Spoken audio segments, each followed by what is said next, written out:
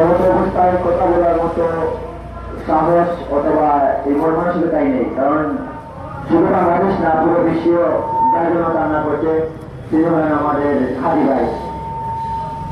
আসলে একটা কথা না বললেও আমি হাজি ভাইকে খুব ফলো করতাম, হাজি ভাই প্রত্যেকটা কথাকে পালন করতাম। আমি চেষ্টা করতাম যেন এই বাংলাদেশের সেকেন্ড হাজি ভাই ওঠা, কিন্তু আজকে অত্যন্ত দুঃখের সাথে বলতে পারছি আমাদের হাজি ভাই আর নেই।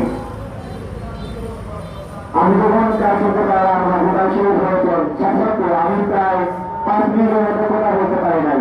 আমার দোকান স্তব্ধ হয়ে গেছিল, আমি কি বলবো সেটাই ভুলে গেছি।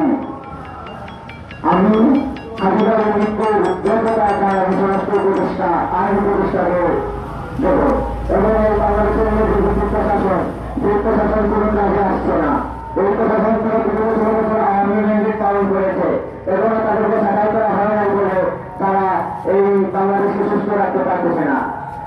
আমি স্পষ্ট কথা বলতে চাই, যদি 24 টাকা আছে হাজি ভাইকে গঠন করার আগ্রহকে যদি এই উপদেষ্টা আনিয়ে হাজি ভাইয়ের খুনিকে না এনে বিভাগকে ক্লোজ করা করবে, ততক্ষণ পর্যন্ত আমরা করে থাকবো না।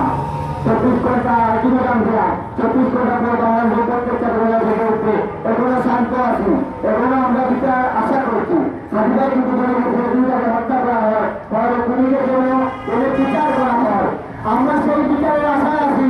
যদি প্রশাসন বিচার করতে ব্যর্থ হয় তাহলে আমরা জীবনে তাদের বিচার করবো।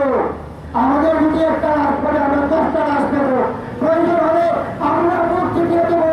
আবার এই বাংলাদেশে হাজার হাজার শহীদ ভাইয়েরা যারা রক্ত দিয়ে গেছেন তাদের রক্তটা দিতে দেবো না ইনশাআল্লাহ। এই বাংলাদেশে একজন হাজি মনে করে মনে হাজি মনে নেই। কাদেরকে মারবেন আপনারা, তাদেরকে হত্যা করবেন, তাদেরকে হত্যা করবেন, তাদের সাথে তার মিলিয়ে আবার হাজার হাজার হাজি নেমে আসবে ইনশাআল্লাহ। আপনারা জানেন এই ইলিয়াসের মতো এই কিছু সন্তান, সিলেট 2 আসনের কিছু সন্তান তিনি পুনর্জিকতা বলে গুম হয়েছিলেন, তার সাথে আপনার সহযোগিতা পুনর্জিকতা বলে গুম হয়েছিলেন। আমরা আবার 24 আন্দোলনের পরে নতুন বাংলাদেশে আবার আমরা আরেকজনকে হত্যা হতে দেখলাম।